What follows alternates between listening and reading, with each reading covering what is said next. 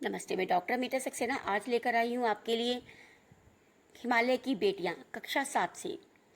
जब हम किसी बच्ची को देखते हैं 3-4 साल की, तो हमें भावना आती है बाल रूप, बचपन है, वो हमारी बेटी है। लेकिन हम किसी पौर महिला को देखते हैं 40-45 साल की, हमें लगता है वो हमारी माँ के समान है। लेकिन हम किसी 70-80 साल की बुजुर्ग महिला को देखते हैं, हमें लगता है वो दादी है। तो महिला की उम्र देखकर हम अपनी भूमिका तय कर लेते हैं, हम उसे क्या कहकर पुकारेंगे। किसी छोटी बच्ची को तुम दादी माँ नहीं कहते, ऐसी किसी दादी माँ की एज वाली औरत को हम प्यारी बेटी कैसी हो ऐसा नहीं बोलते। लेखक ने नदियों को हमेशा मैदानों या समुद्र के पास देखा था, एकदम शांत गंभीर, बिल्कुल भी चंचलता नहीं थी। लेखक ने भी यही सुना था, नदियाँ माता के समान होती हैं, और वो उन्हें उसी नज़र से देखता था। ये पहली बार था लेखक के जीवन में जब वो हिमालय पर गया और पहली बार उसने नदियों को उनके बचपन के रूप में देखा।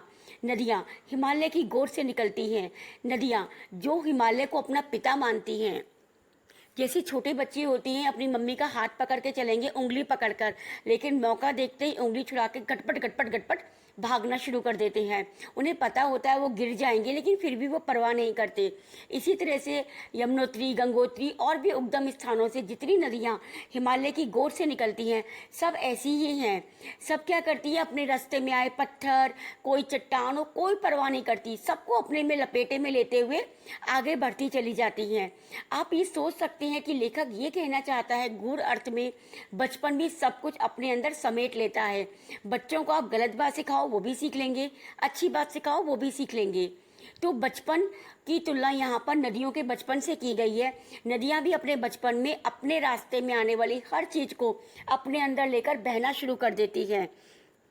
हिमालय नदियों का पिता है, और वहाँ पर बहुत सारी नदियाँ हिमालय की गोद से बनी हैं। रावी, सतलज, कपिशा, गंगा, यमुना, सरयू, गंडक, कोसी, बहुत सारी नदियाँ। बात ये आती है नदियाँ बनती कैसी हैं। एक एक बूंद पानी, एक एक बूंद ओस की मिलकर हमारी नदियाँ बनती हैं। सागर का पानी भाप बनकर उड़ता है और ठंडा होकर हिमालय पर बर्फ बन जाता है। जब वो बर्फ पिघलती है तभी नदियों का निर्माण होता है। कभी देखा है आपने हिमालय की गोद से नदियाँ कितनी तेजी के संग बहती हैं। वो एक बूंद ही है, लेकिन हाँ, एक बूंद बहुत इकट्ठी हो जाती है एक एक बूंद करके, और वो नदी बन जाती है। यहाँ हमें समझना होगा संचित, यानी कि हम एक एक चीज को जोड़कर कितना बड़ा बना सकते हैं। एक एक बूंद बन के नदी बना सकती है, तो आपके एक एक पैसे की बचत भी आपको बहुत धनी बना सकती है। आपका छोटे छोटे अनुभव मिलकर आपको ज्ञानी बना सकते हैं। हिमालय के बारे में वो कहता है कि ये नदियों का पिता समान है। तो समुंदर कौन है, नदियाँ क्यों भागी जा रही हैं, किससे मिलने के लिए भागी जा रही हैं एकदम चंचलता में? समुंदर से मिलने के लिए। ये लेखक की सोच है।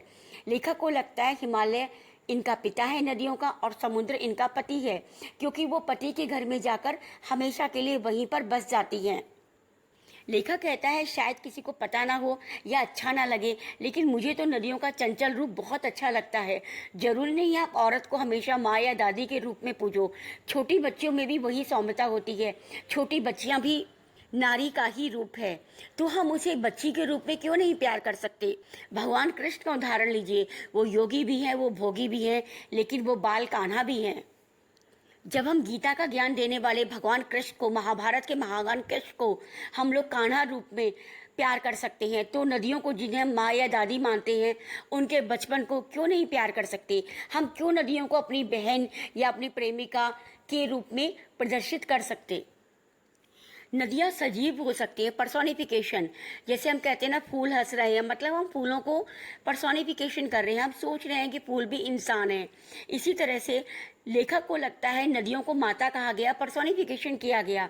इसका एक उदाहरण और भी आता है, कालिदास का अमर महाकाव्य मेघदूत। मेघ मतलब बादल, दूत मतलब मैसेंजर।